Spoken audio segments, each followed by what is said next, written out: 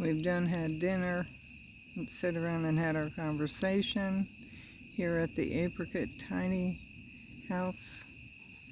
And this is the campfire, and we've been cooking on the top. Our dinner tonight, we had pork ribs and grilled squash. It was delicious. We had some sarsaparilla and coffee, and we're about ready to retire for the night. Have a blessed evening, y'all.